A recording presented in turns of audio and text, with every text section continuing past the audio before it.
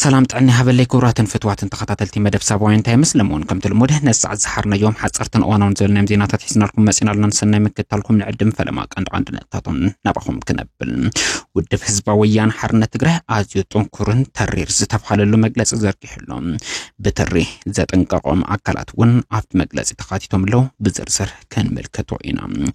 አይተጌታቸው ረዳ ወርደቱ ቀጽሉሎም አይተጌታቸው ረዳ ለማ አንተ ዘሕረፈው መልእክት ደማ በብርከት ዝበሉ ወገናት ከቢድ ቁጣዕ ወሊድሎ በሰፊሑ ክንምልከቶይና አርም 7 ዘመረቆ ኮማንዶ ደማ 4 ኪሎ ከቢድ ስጋት ፈጥሩሎም አዚዩ መስደመም ዝኾነ መረቃ ኮማንዶ አርም 7 ደማ በቪዲዮስ ተሐገዘ ሐበሬታ ከነካፍለኩምና ብርከት ዝበሉ ነዝዕለት ዝሐረናዮም ዜናታት አብናይሉ ማንት ምድላውና ተኻቲቶም እዮም እስካማ ወዳታ በመጽናሕ ከተከታተልዎም ዳዕድና ላይክ ኮሜንት ሼር ሰብስክራይብ ንኽትገብሩ በትሕትና ንሓትትም አበ ኢትዮጵያ ሐደጋ ባቡር ከም ዘጋጠመ ተገሊጹ ካበ ዶባሌ ዝተፍሐለት ከተማ ኢትዮጵያ ተበጊሳን አበ ድሬዳዋ ተጓዓዝ ዝነበረት ናይ ህዝቢ ባቡር ድሕርስ ተወሰነ ጉዕዞ ሐደጋ ከም ዘጋጠመ ይስተገለጸ እቲ ትማሊ ፍርቅለይቲ ከባቢ ሰዓት 8 ዘጋጠመ ሐደጋ ንልዕሊ 14 ሰባት ምክንያት ሞት ከም ዝኾነ ተጠቀሰ እንትኸውን እስከ ሕዚ ቁጽሮም ዘይተነጸሩ ድማ ካብ ቀሊል እስከ ከቢድ ጉዳት ክበጽሕም ከም ዝኻለ ተገሊጹሎም እቲ አበ ወረዳ ሸነሌ ዘጋጠመ ከቢድ ሐደጋ መንቀሊው እንታይ ከም ዝኾነ ግን እስከ ሕዚ ንጹር ሐበሬታ አይተኻብን መንግስት ኢትዮጵያ ነተዘጋጠመ ሐደጋ የጻሪ ከም ዘሎ ክፍለጥ ተኻይሉሎም በተዘሎ ከቢድ ሐደጋ ድማ ናይ ሞታት ቁጽሪ ክውስኽ ከም ዝኽእሉን ፍልፍላት ዝዘርግሑ ሐበሬታ የመላኽትም ሎሚ 11 ጥቅምት 2018 ዓመተ ምህረት በአቆጻጸር ገዝ አይተ ዓለም ብርሃን ሃሪፈዮ ሐላፊ ቢሮ ሕርሻን ሀፍት ተፈጥሮ ትግራይ ተገሮም ተሸመም ንንውሕ ዝበለ እዋን አብ መብራኽ ሕርሻ ልዑል አበርክቶ እናገበረ ዝመጸን ዘሎን ሐላፊ ቢሮ ሕርሻን ሀፍት ተፈጥሮ ትግራይ ክቡር ዶክተር ኢያሱ አብርሃ ሎሚ 11 ጥቅምት 2018 ዓመተ ምህረት በአቆጻጸር ገዝ ኩሉ አባለ ፕሮሰስን ካውንስልን አማኸርተ ሐላፊ ቢሮን ፕሮጀክትን ሐለፍትን አብዝ ተረኸቡኑ በኸብሪ ተሰናቢቱሎም ሐላፊ ቢሮ ሕርሻን ሀፍት ተፈጥሮ ትግራይ አይተ ዓለም ብርሃን ሃሪፈዮ ዝተሾመ እንትኸውን ክቡር ዶክተር ኢያሱ አብርሃ ሕዝውን ነዚ ቤት ዕዮ በአማኻርነት ከም ዝቀጽሉ ተሓቢሩሎም ክልቲኦም ሐለፍቲ በብዘለዎ ሰናይ ናይ ስራሕ ዘመን ንኸውን ሚድያ ናይ ምና لوخ قدم منستر دكتور أبي أحمد بعلز تقبل آية جيتاتشو ردا أبز حلفو 27 عامات أوان مريحنة أبز سرقي كم زنبره قال بقال كمسكره ترايم آية جيتاتشو ردا نسرح قدم منستر دكتور أبي أحمد من أركبل نمريحنة إيه ود كان أسفتنا لمدره ببركز وروجنات قطع وليد اللهم يعني قال كنت لمزرف نبرجن كان ودزي متاني بالي يمجر شيء متوات 13 عام بفيت بالي ጂኦግራፊ ነው ለኛ መልካ ምድር ነው እንጂ ሌላ ነገር የለውም ሶደርሽ መጥቻለሁ ቢያንስ ያኔ መንገድ ለመመረቅ ነበር የተመጣው በስንት ዘመን የተሰራች አንድ መንገድ ብቸኛ መንገድ ነበረች በሄሊኮፕተር ሄድኩት በጣም ሀብታም ምድር መሆኑን የሚያጠራጥር ነገር አልነበረው እንዴን አትሊስት ሀብት ለመጠቀም እንኳን መንገድ ቀደም ብሎ መስራት እንዴት አልታያቸውም ብዬ ጠይቅ ነበር ያኔ እንኳን አልኩት ለመዝረፍ ነበር ግን መዝረፍ የሚለው ቃል ትንሽ ከወድ ስለሚል ነው ሶፍ ዑመርን የማየት ያው መልካ ምድር ክላሶቻችን ላይ ሶፍ ዑመር ኢትዮጵያ ከምትቆራባቸው ተብሏል ተሰማዋል ሶፍ ዑመር አጠገብ ሆኜ ሶፍ ዑመር የሚሄድ ፍላጎትም አልነበረኝም በፈልግም ኖሮ ኢንፍራስትራክቸሩ አልነበረም በጣም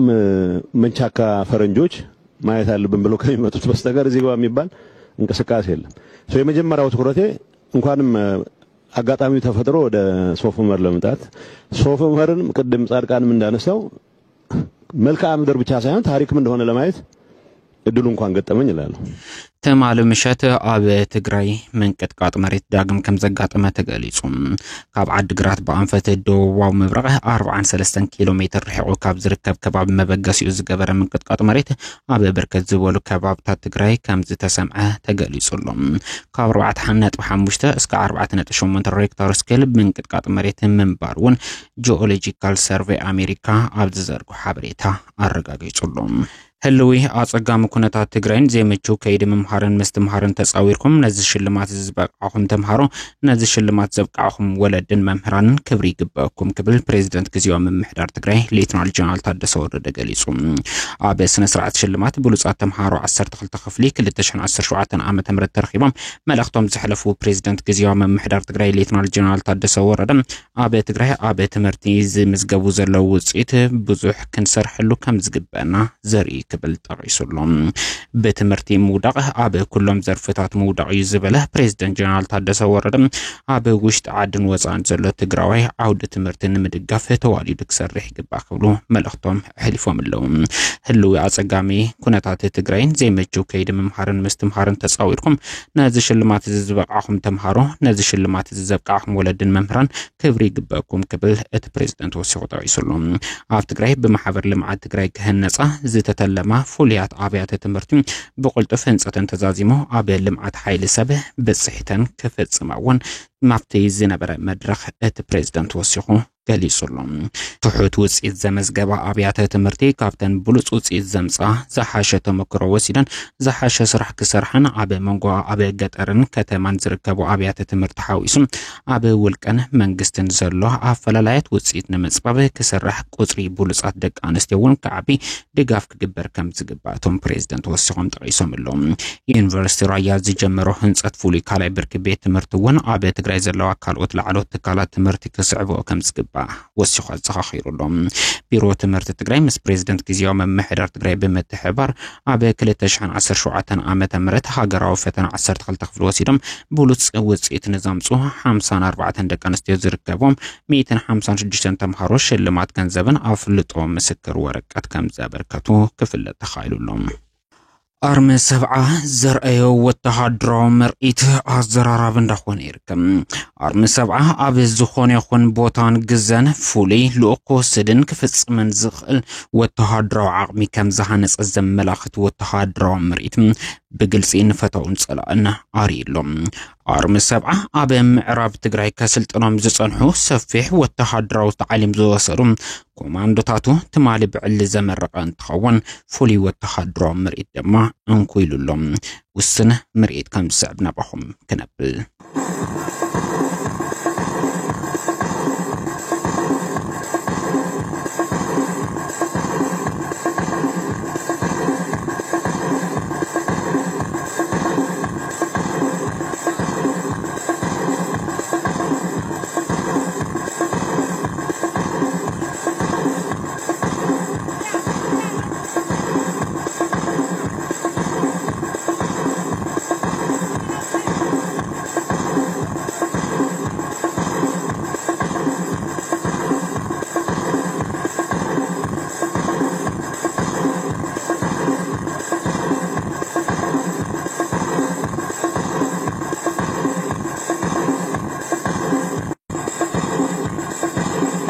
سراوي تقراي والتان حالواتن حزب تقراي قبل ودب حزب ويان حرن تقراي اب سومنعو ملختو طويسم سراوي تقراي بجغنነት كل عينت مسوات زخفلن زخفل زلو والتان عردن هلاو حزب تقراي قبل اتمغلصي يقصل سراوي تقراي نتي ابلع الحزبنا استعوج جونوسايدال كينات بمسواتون مقصلتون عاقيتو هلاو حزبو زقصله نولدتات زوسا تاريخ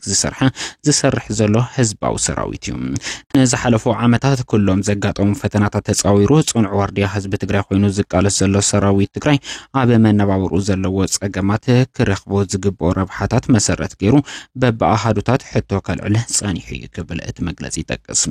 بز مسرت ون زتفلالي كوميتيات تطايشم ازوم حتوتات ملاش كرخبو منبابرو سراويت كماحيش كسرحكو انت صنحن اب تكبار ابي مسغر مدنو غايت سيبو جن ابي زحلف سمن بستفلالي ملكع حتو اسمع ميم قبل مجلس حوحات يذكر سراوي تقراي زقربو حتو فتحاوي قبل زتقس ودب حوحات عقم تقراي بزفقدو مسرت حتو كملسن منبابرو كمحيشلو قبل يتقس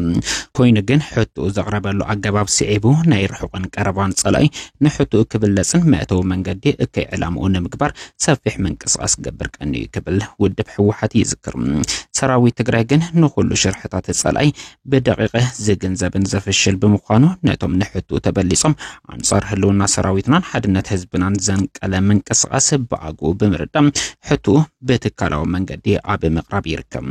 እዚ ህዝባዊ ሰራዊት አብ ሰልፍታት ዝተራዩ ሓላፍ ዘላፍን ምግሉል አምጓዓዝ ህዝቢ ንህዝቡ ይቅርታ ብምሕታት ዳግም ህዝባዊነቱ አረጋጊጹሎ ክብርውን እቲ መግለጺ ቀጽሉ እዩ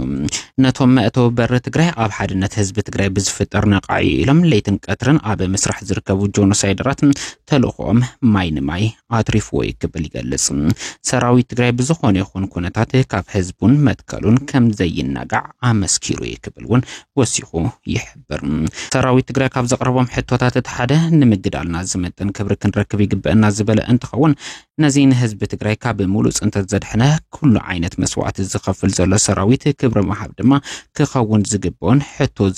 ዘየድልዮ ተግባር ይክብል መግለጽ ውድብ ሕወሓት የረጋገጽ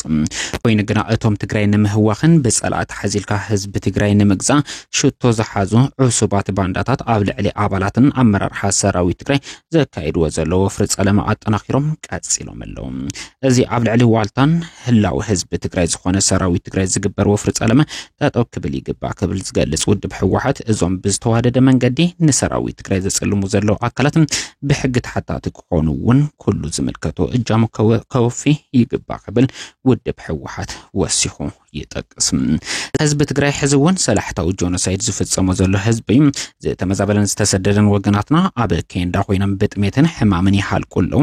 ካብዚ ሓሊፉውን ደቆም በአራዊት ይምንጠሉሎም በትሕቲ ጸላእ ዝርከብ ወገናውን ብመነቶም ይቀተሉን ይጭወይነሎም ሉዓላዊ መሬት ትግራይ ኣይተኸበረን መሰረታዊ ተሓታትነትውን ፈጸምቲ ጆኖሳይድ እስከ ሕዚ ኣይተረጋገጸን እዞም ሕቶታት ህዝቢ ምላሽ ዝረኽቡ ብሓፈሻ ድማ ሰላሕታው ጆኖሳይድ ዘበቅም ብሄራዊ ትካላትና አጠናኺርና ህዝብና ከም ቀደሙ በሓድነቱ እንትንቀሳቀስ ብምዃኑ ህዝብና መድረኻት ብሄራዊ ሓድነት ብምካድ ኣብ ሓድነቱን ትካላቱን ክፍተት ንምፍጣር ዝግበር ምንቅስቃስ ብጽንዓት ክቃለሶም ከም ዝግባ ገሊጹሎም በዚ ህዝብና ብዝልዓለ መንፈስ ምልዓል ዘካይዶ ዘሎ መድረኻት ብሄራዊ ሓድነት ዝተደናገጸ ጸላእትና ተልእኾታት አንጻር ብሄራዊ ትካላትን ትግራይን ሓድነት ህዝቢ ትግራይን ክካይዶ ዝጸንሐ እኩይ ምንቅስቃስ አጠናኺሩ ይቀጽልሎም ህዝብና መላ ሰራዊት ትግራይን ብሄራዊ ትካላትን ሓድነትን ዓቂቦም ንኹሎም ሽርሕታት ብምፍሻል ስልታዊ ጆኖሳይድ ከበቅዕ ህልውኑ ውሕስ ክገብር ዝገብሮ ዘሎ ቃልሲ ከም ቀደሙ አጠናኺሩ ከም ዝቅጽል ዓይነት ጠራጥርን ክብል ውድብ ህዝባዊ ወያነ ሓርነት ትግራይ ዘላለማዊ ክብርን ሞገስን ንስዋዕትና ብምባል ኣብ ዝዛዘመው መግለጺ ጠቂሱሎም